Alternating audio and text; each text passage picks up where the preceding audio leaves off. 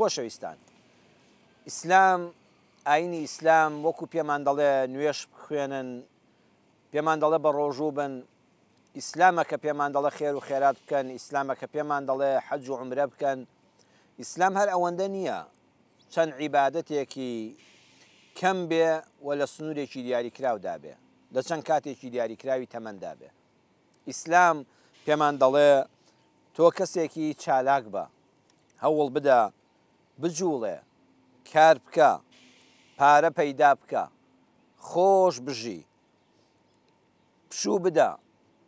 پشت بەخوا ببەستە شوکری خوا بکە ژیانێکی خۆش و ئارامت دەبێ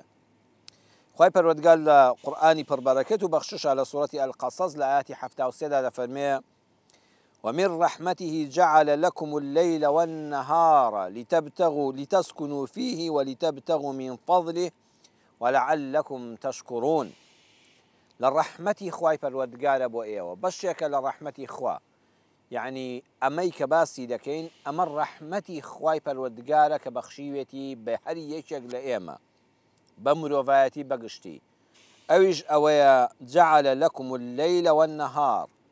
پێی بەخشیون شەو ڕۆژی پێبەخشیون لتسكنوا فيه بۆ ئەوەی لە شەوە ئارام بگرن و پشوو بدەن ولتبتغوا من فضله هەروەها بۆ ئەوەی کەوا لە ڕۆژە بە دوای فەزڵ و بەخشش و بەرەکەتی خوای پەروەردگاردا بگەڕێن لەسەر زەویدا ولعلكم تشكرون بۆ ئەوەش شکرانە بژێری خوای پەروەردگار بن ئەمە ئاەتەکە ماناکەی بوو بە کوردی و بە کورتی بەڵام بە وردی سەیری ئەم ئاەتە پڕ بەرەکەتیە قورئانیە بکەین و وانەی ژیانی لێوەربگرین ئەم ئاەتە کلیلێکە کلیلی بەختەوەری ژیانی مرۆڤە ئەگەر جێبەجێیەکی خوای گەورە کلیلەکەی داوەتە دەستت دەفەرمێ خۆم شەو و ڕۆژم دروست کردووە بوونی ئەم شەو و ڕۆژە بەم شێوازەی ئێستا ئەمە ڕەحمەتی خوایە و دیارە پێشکەش بە ئێمەی کردووە ئەبێت تۆ خۆت سوودی لێوەرگری شەو و ڕۆژەکە کلیلێکە ئەتوانی دەرگای بەختەوەری لەسەر خۆتی بکەیەوە دەتوانی دەرگای بەختەوەری لەسەر خۆتی پێداخەی بۆیە دەفەرمێ ئیشی شەو ئەوەیە لتسكنوا فيه بۆ ئەوەی مرۆڤ ئارام بگرێت تێیدا ئارام بگرە ئەی مرۆڤ لە شەودا بەحەسێەوە پشوو بدە ئیسراحەت بکە بە درێژایی مێژوو